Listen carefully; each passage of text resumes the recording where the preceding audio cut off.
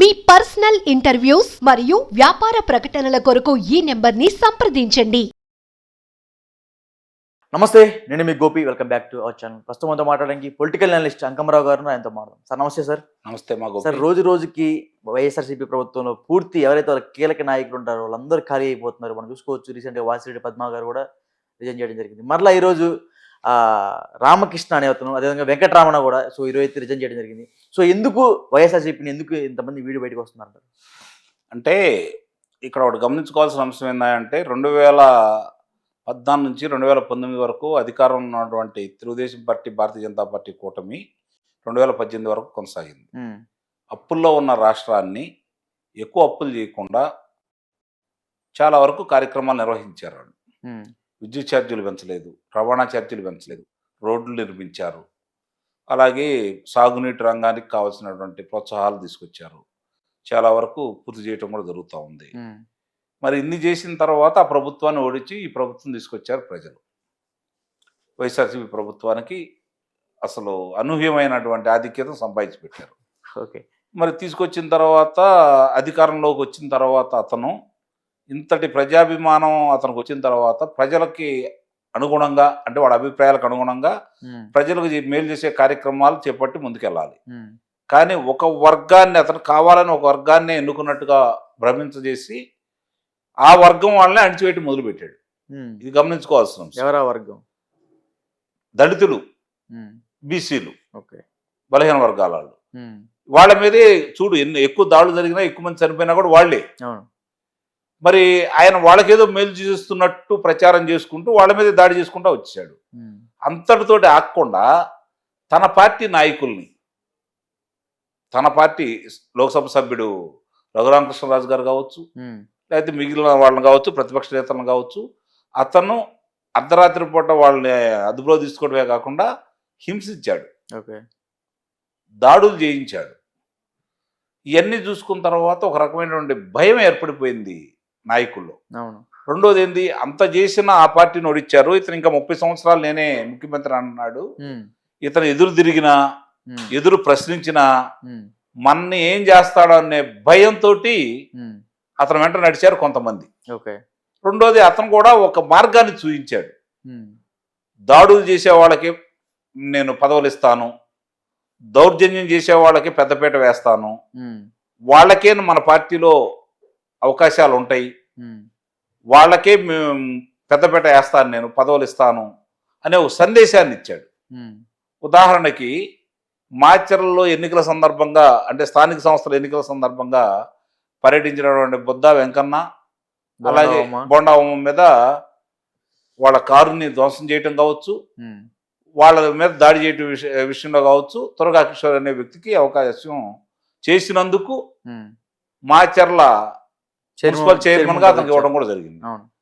అలాగే చంద్రబాబు నాయుడు గారి మీద ఇంటి మీదకి దాడికి వెళ్ళినటువంటి జోగి రమేష్కి మంత్రి పదవి ఇచ్చారు. ఇట్లా చూసుకుంటామంటే రాష్ట్రంలో అలాంటి వాళ్ళకే పెద్దపీట వేస్తూ ముందుకెళ్తున్న సందర్భంగా ప్రతి వాళ్ళు కూడా భయపడ్డారు.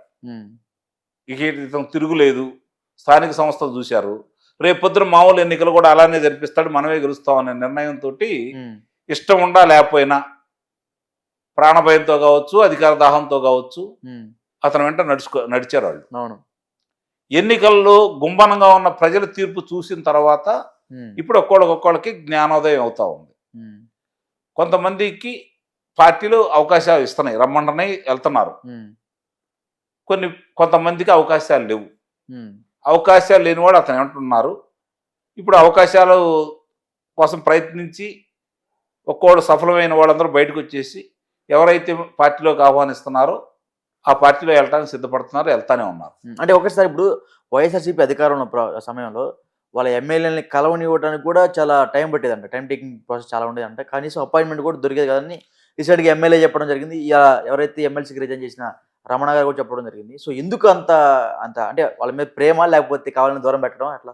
అంటే అతను ఒకటే అనుకున్నాడు, ఎమ్మెల్యేలతో పనే ఉంది, నా వల్లే వీళ్ళు గెలిచారు, ఎమ్మెల్యేలు అనేవాళ్ళు ఆట వస్తువులే, వాళ్ళు ఒక బొమ్మలు మాత్రమే, నేను ఏ బొమ్మను నిలబెట్టినా గెలుస్తుంది, నా బొమ్మ ఒకటి ఉంటే చాలు, ఎవరు బొమ్మలు అక్కర్లేదని చెప్పని భావించాడు ఆయన. అందువల్ల అలా ప్రవర్తించాడు. రెండోది అధికారులు పోలీసులు అతను చెప్పు చేతల్లోకి వెళ్ళిపోయారు. కాబట్టి నాయకుల కంటే కూడా కార్యకర్తల కంటే కూడా పోలీసులు అధికారులు నమ్ముకున్నాడు ఆయన. అందుకనే ప్రజలు సరే వాళ్ళే నమ్ముకో, వాళ్ళే నీ వాళ్ళు, మేము నీ వాళ్ళం కాదు కదా అని చెప్పని వీళ్ళు చేయాల్సిన పని వీళ్ళు చేశారు. ఓకే. ఇప్పుడు అధికారం కోల్పోయిన తర్వాత పరిస్థితులు కూడా ఇంకా సగదిద్దే ప్రయత్నంలో ఇతను చేయకపోవటం వల్ల కొంతమంది అవకాశాలు, ఇప్పుడు వాళ్ళకి అంతకుముందు అవకాశాలు రాకపోయినా కూడా ఇప్పుడు అవకాశాలు వస్తున్నాయి కాబట్టి పక్క పార్టీలోకి వెళ్ళటానికి వాళ్ళు ఒక్కోళ్ళు ముందుకు వస్తున్నారు.